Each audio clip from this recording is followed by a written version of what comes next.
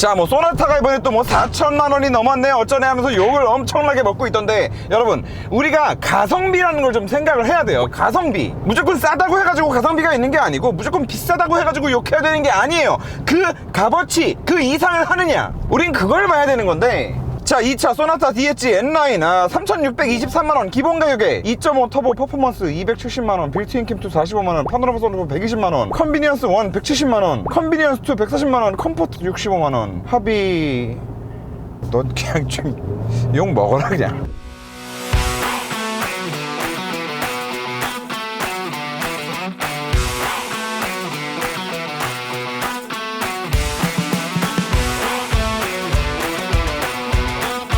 자, 여러분 안녕하세요, 모토란입니다. 최근에 제가 유난히 가성비 말씀을 좀 많이 드리게 되는 것 같은데, 만약에 저한테 요즘 현대차 가성비 있다고 생각해 라고 물어보신다면 제 대답은 그렇다, 여전히 현대차는 가성비가 있다고 생각을 한다. 다만 뭐 신형 코나를 기준으로 했을 때 뭐 1.6 터보 기준으로 한 2,700에서 2,800만원에 사면 가성비가 있다고 생각한다. 결국 여기서 중요한 건 뭐냐, 어떤 특정 차량의 가성비를 논할 때 그거 자꾸 특정 여론이나 특정 어떤 유튜브 채널에서 자꾸 강조하는 그 키워드, 4천이 넘어요, 5천이 넘어요, 이런 키워드에 자꾸 꽂혀서 가성비를 생각하면 안 된다는 거예요. 그러면 뭐 또 이렇게 말씀하실 수도 있어요. 애초에 차값이 그 가격까지 안 넘어가도록 만들면 되는 거 아니냐라고 말씀하실 수 있는데, 저는 그 얘기는 동의할 수 없습니다. 코나라는 차종 하나를 놓고 본다 하더라도 2천만원 초반부터 4천만원대까지 베리에이션을 넓혀준다. 그 안에서 여러가지 파워트레인을 제공하고 여러가지 서스펜션 종류를 제공하고 여러가지 옵션들을 제공한다? 저는 이건 나쁘지 않다고 봐요. 특정 누군가는 나는 혼자 타고 다니는데 주변의 시선 때문에 수입차는 타기 싫고, 그리고 돈 여유는 많아, 근데 나 혼자 타고 다니는데 뭐 운전 불편하게 큰 차 타고 싶지 않아, 나는 조그만 차 그냥 컴팩트한 차를 옵션 많이 때려놓고 국산차로 타고 싶어 라는 니즈도 있는 거예요. 그런 사람들한테 구매 옵션을 하나 더 늘려준다라는 차원에서 현대가 하고 있는 전략은 저는 옳다고 봅니다. 다만 이 소나타 DH 지금 이 차는 저는 동의를 못 해주겠어요. 이건 동의를 못 해주겠어요. 저는 내가 뭐 코나 하이브리드에 뭐 옵션 다 때려놓고 4천 가까이 산다 그래도 저는 말릴 생각이 없는 사람인데, 나 이 차 4천만원 주고 산다 그러면 이 차는 좀 말려야 될 것 같습니다. 그래서 오늘 그 이유에 대해서 설명드리다 보면 금방 이 영상이 후다닥 끝나지 않을까. 자, 현대차가 요즘에 굉장히 새롭고 파격적인 시도들을 많이 하는데요. 이 차의 구성은 현대차의 그런 새로운 시도들 중에서도 정말 괴팍한 축에 속하는 것 같아요. 이제는 진짜 그랜저만큼 커져버린 소나타라는 차체에다가 여전히 그냥 전륜구동을 유지한 상태에서 앞쪽에 2.5 터보 엔진, 여러분들이 알고 계시는 그 2.5 터보 엔진이 들어가고, 미션은 벨로스터 앤 아반따인에 들어가던 8단 습식 DCT가 들어가 있어요. 그래서 저는 처음에 이 스펙을 딱 얘기를 들었을 때 사실은 산타페랑 소렌토를 떠올렸어요. 산타페 소렌토에 이 2.5 터보에 8단 습식 DCT가 들어가 있는데 조합이 정말 괜찮습니다. 정말 괜찮아요. 그리고 이 8단 습식 DCT 이 미션 자체가 정말 괴물 같은 미션이기 때문에 단지 벨로스 앤 아반따인 같은 이런 퍼포먼스를 보여줘야 되는 그런 차량에서만 빛을 발하는 게 아니라, 그런 산타페 소렌토 같은 그냥 일반 SUV를 움직이기에 너무나 부드럽고 빠릿빠릿한 움직임을 보여주더라고요. 그래서 산타페 소렌토 요즘에 가솔린이고 디젤이고 할 것 없이 운전해보면 진짜 너무 좋거든요. 심지어 그 악명 높은 현대의 그 4기통 디젤 엔진이 들어가 있는데도 그 디젤마저도 차가 너무 조용하고 부드럽고 잘 나가고 괜찮아요. 그 비밀이 이 8단 습식 DCT에 있다. 정말 내가 악셀을 살짝 딱 밟았을 때 내가 지금 힘이 필요한 구간이 어딘지 그걸 굉장히 정확하게 캐치해서 빠르게 변속을 해주는, 진짜 변속기의 힘이 이렇게까지 대단하구나라는 거를 또 한 번 느끼게 해준 그런 차량이었는데, 그런데 그 같은 엔진 미션이 지금 이 차에 들어와 있고, 그래서 제가 처음에 딱 든 생각은 소나타가 이번에 이 N3 플랫폼으로 바뀌면서, 이번에 그 매기 디자인으로 딱 바뀌면서 승차감도 굉장히 좋아지고 사이즈도 딱 적당하고 정말 괜찮은 이 기본 뼈다구를 가지고 있구나라는 생각을 하고 있었기 때문에, 이 뼈다구에 걔네가 딱 들어오면 와, 그 승차감에 이제 출력도 넉넉하고 변속도 빠르고, 소렌토랑 산타페를 막 생각을 하면서 되게 괜찮겠다. 근데 왜 N9이 붙었을까 뭐 이런 생각을 했었는데, 그 N9에 함정이 있었네. 결론부터 말씀드리면 이 차 뒷자리에 사람 못 태웁니다. 자, 차급은 좀 많이 다르지만 제가 이번에 신형 X5M을 타면서도 그런 말을 했습니다. 저는 원래 X5M을 너무너무 좋아했던 사람이고 F바디 때는 오너이기도 했어요. 그럼에도 이번 G바디 신형 X5M은 너무너무 실망을 했던 게, 아니 아무리 하드코어가 좋고 아무리 스포츠가 좋아도 두 마리 토끼를 다 잡을 노력을 해야지 한쪽을 아예 갖다 버려버리고, SUV인데 이렇게 한쪽으로 하드코어 쪽으로 치중시켜버리면 이걸 도대체 누가 타라는 거냐. 이걸 까딱 모르고 그냥 X5의 좀 고급 버전, X5의 고성능 버전이구나, 잘 나가겠네 라는 생각만 하고 사는 사람들은 진짜 큰 낭패를 보게 된다고. 자, 근데 이 차도 마찬가지라는 거죠. 아반떼 정도 사이즈면 사실 뭐 뒷자리 없다고 생각하고 그냥 혼자 타고 다닐 용도로 사는 사람들 많아요. 그런데 아반떼가 있는데 굳이 일로 올라와서 소나타급의 고성능을 보는 사람들은 아무래도 뒷자리를 조금 더 활용을 하시는 분들일 거란 말이죠. 그런데 지금 이 차는 이 불규칙한 노면에서의 진동 억제를 아예 신경 쓰지 않고 만든 차예요. 차라리 지금처럼 방지턱을 넘어 다닐 때는 좀 나아요. 그나마 좌우 바퀴가 동시에 움직일 때는 좀 나은데 그냥 이렇게 땅 자체가 더러운 것들 있죠. 지금 이런 코너도 이 땅바닥이 우글우글 하거든요. 우리나라에 뭐 완벽하게 매끄럽게 포장된 도로가 뭐 얼마나 되겠어요. 이 꼭 맨홀을 밟거나 꼭 뭐 움푹 파인 데를 지나지 않는다 하더라도 지금 이런 그냥 이 도로 자체가 그냥 뭐 자연스러운 사용감이 있는 정도의 그냥 그 정도의 굴곡이 있는 도로를 지나다니는데도 와, 저 자잘한 그냥 따닥따닥따닥 치고 다니는, 평상시에는 느끼지도 못했을 것 같은 저런 도로를 치고 다닐 때 이 특히나 뒤쪽으로 이렇게 쾅쾅쾅쾅 하면서 이렇게 진동을 계속 올려보내는 이거는 적어도 제 기준에서는 뒷자리에 사람이 타고 다녀야 되는 차다라고 하면은 용납이 안 되는 수준이다. 이거는 용납할 수 없는 수준이다. 그냥 이런 길도 에이 그냥 소나타보다 조금 더 하드하겠지라고 생각하시면 큰 오산입니다. 그리고 시승을 해보신다고 했을 때도 이런 뭐 방금 포장한 이런 도로에서만 달려서는 못 느껴요. 우리가 지금처럼 그냥 언뜻 보기에는 그냥 도로인데 미세하게 다다다다다 이렇게 있는 거잖아요. 방금 여기도 네, 이런 구간이 문제라는 겁니다. 이런 구간이 여기도 오우 쉣. 자, 그래서 이 승차감만 띄워놓고 좀 써머리를 하자면, 아니 어차피 이렇게 뒷자리를 다 갖다 버려야 될 정도의 승차감을 만들어 놨는데 뒷자리 옵션이 무슨 말이며, 그리고 그렇게 뒷자리까지 포기하면서 뒷자리에 사람 안 태우고 달리고 싶은 사람한테는 아반떼 N이라는 더 나은 선택지가 있는데, 아반떼 N이 분명히 더 나은 선택지인 이유는 뭐 LSD의 유무 이런 것도 너무나 중요하지만 기본적으로 얘는 아반떼보다 더 길어요. 그리고 더 무겁고 더 크단 말이에요. 자, 그런데 또 이렇게 말씀하실 수 있습니다. 야, 무겁고 길고 크고 뭐 M5는 뭐 무겁고 길고 안 크냐? M5 잘 달리잖아, 이렇게 말씀하실 수 있는데, M5는 정말 다른 여러 가지의 것들이 있겠지만 일단 걔는 기본적으로 후륜구동이잖아요. 차가 급가속을 확 때리면 어떻게 되죠? 앞이 들리죠?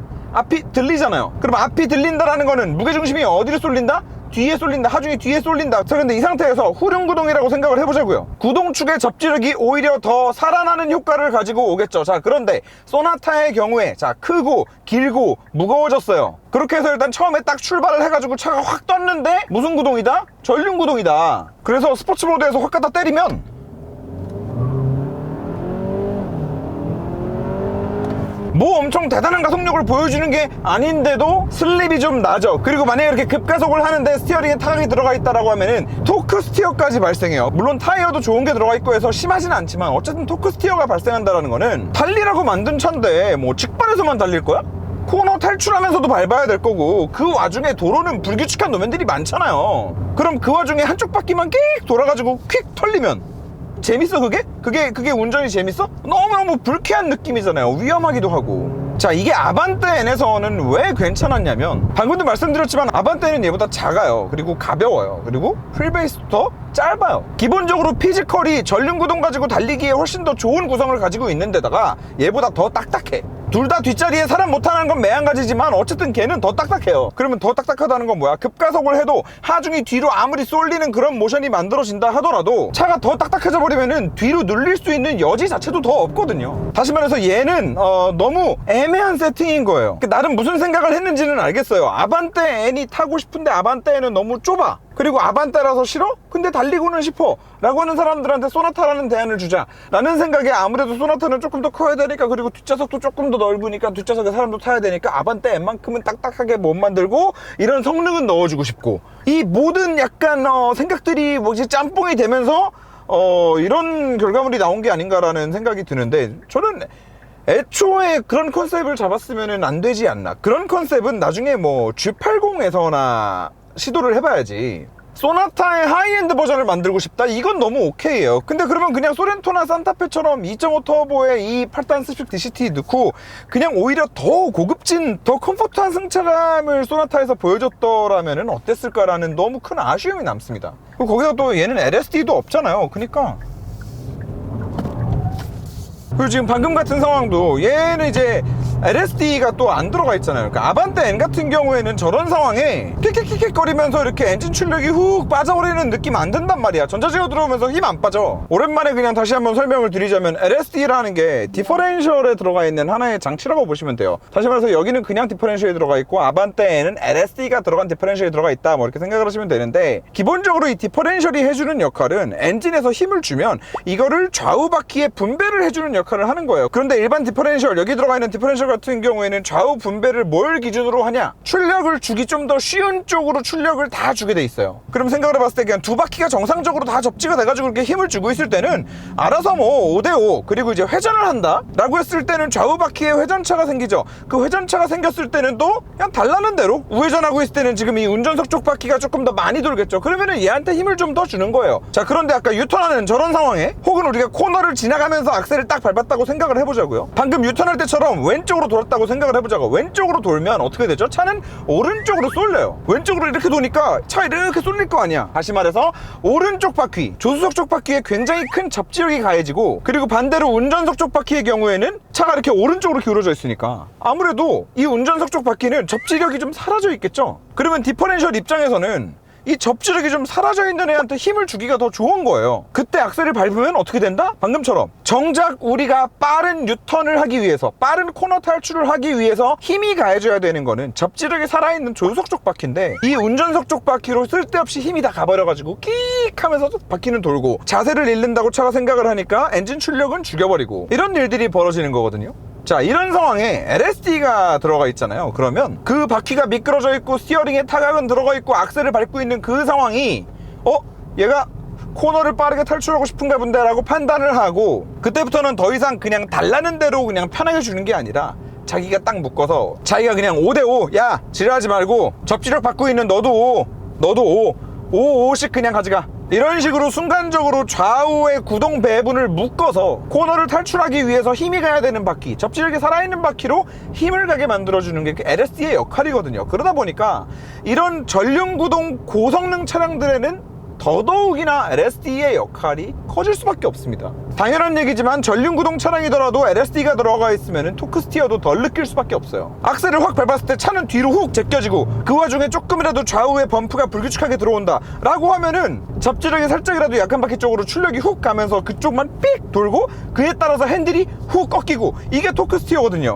근데 LSD가 있으면은 그 증상까지 다 잡을 수 있는 거죠. 자, 그래서 제가 지금 하는 말이, 아반떼 N이 뭐 좋은 차다를 여기서 뭐 굳이 꼭 얘기한다기보다도 고성능 전륜구동차를 만들기 위해서는 그런 몇 가지 전제 조건들이 필요하다. 너무 커도 안 되고, 너무 무거워도 안 되고, 너무 길어도 안 되고, 굉장히 딱딱해야 되고, 추가적으로는 그런 것들을 더 보완하기 위해서 LSD 같은 장치까지 있으면 더더욱이나 좋다.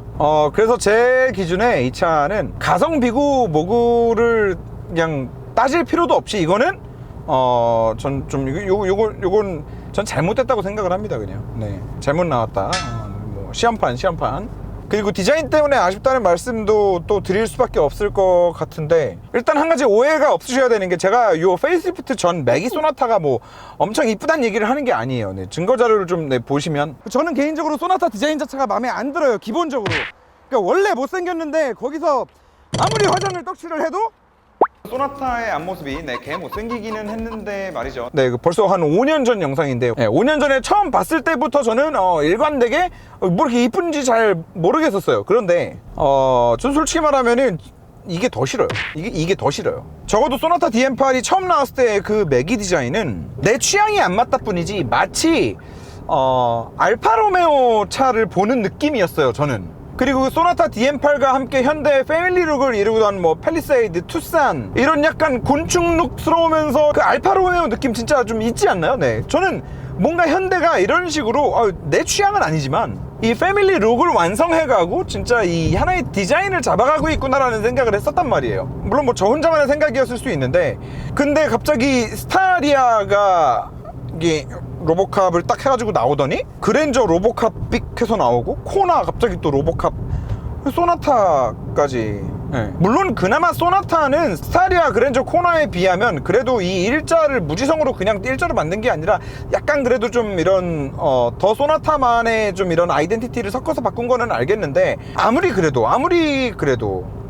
그냥 지금 그 로보캅 디자인은 이쁘지도 않을 뿐더러 굉장히 성의 없어 보여요. 그냥 성의 없어 보여요. 그리고 특히나 그게 코나랑 그랜저 같은 경우에는 진짜 그 차들만의 색깔, 그 차들만의 아이덴티티들을 그냥 다 무시한 상태에서 야, 우리 패밀리룩은 이게 찍찍 두 줄이니까 다 갖다 쳐넣어. 그냥 똑같은 거 그냥 이렇게 해가지고 만든 걸로밖에 안 보일 정도로 되게 성의 없어 보였어요. 소나타는 뭐 그 정도까지는 아닌 것 같지만 아무튼 그래서 좀 아쉬움이 남는 차가 아닌가라는 생각이 들고, 개인적으로 소나타는요, 제가 전에 옵션 추천을 하면서도 굉장히 좀 힘줘서 말씀드렸던 게 제발 부탁이니까 소나타는 2.0 NA는 사지 마시라고 첫 리뷰 때부터도 그렇게 말씀을 드렸어요. 그리고 그 뒤에 옵션 추천을 하면서도 그렇고 뭐 기타 다른 영상에서도 굉장히 이 말씀을 많이 드렸는데, 그 얘기는 여전히 유효합니다. 그래서 이게 무턱대고 깔 게 아니라 그냥 한 번 더 옵션 추천을 좀 드려보자면, 지금 현재 버전으로 그 익스클루시브 트림이 있어요. 3,168만 원이더라고요. 여기에다가 1.6 터보의 8단 자동 옵션이 68만 원이에요. 이거는 여러분 68만 원의 돈값에 한 10배 할 거예요. 10배. 그 소나타 2.0 NA에다가 그 6단 미션 조합은요, 그냥 일상 영역에서 주행이 좀 답답함을 느낄 정도로 되게 별로예요. 진짜 별로예요. 그냥 차가 더럽게 안 나가요. 그냥. 그래서 그냥 걔는 무조건 버리시고, 그래서 1.6 터보에 8단 자동 68만 원 옵션 넣으시고, 익스테리어 디자인 옵션이 있더라고요. 65만 원. 여기다가 뭐 추가로 이제 그냥 뭐 이 기호에 따라서는 뭐 썬루프 넣으신다거나 뒷자리에 뭐 편의 옵션 넣으신다거나 하셔가지고, 저는 딱 여기까지만 넣으니까 3,300이거든요. 3,300. 솔직히 3,300만 원에 1.6 터보 8단 자동 넣고 그냥 외관 디자인 옵션 다 들어간 소나타를 사시는 게 아까 인트로 때도 말씀드렸던 가장 가성비가 있는 소나타가 되지 않을까라는 생각이 들고, 앰비언트 라이트는 꼭 여기 이렇게 다 자르고 여기만 굳이 이렇게 넣어야 되나? 여기 이렇게 두 개?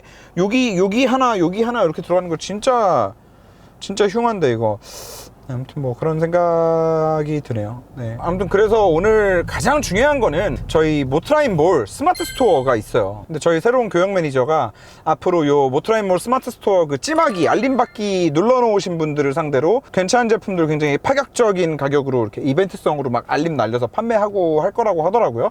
굉장히 좀 야심찬 계획을 가지고 있는 것 같더라고요. 그래서 제일 중요한 건 댓글에 링크 있으니까 저희 스마트 스토어, 모트라인몰 스마트 스토어 알림받기 한 번씩 눌러놔 주시면 큰 혜택이 여러분을 찾아갈 거다.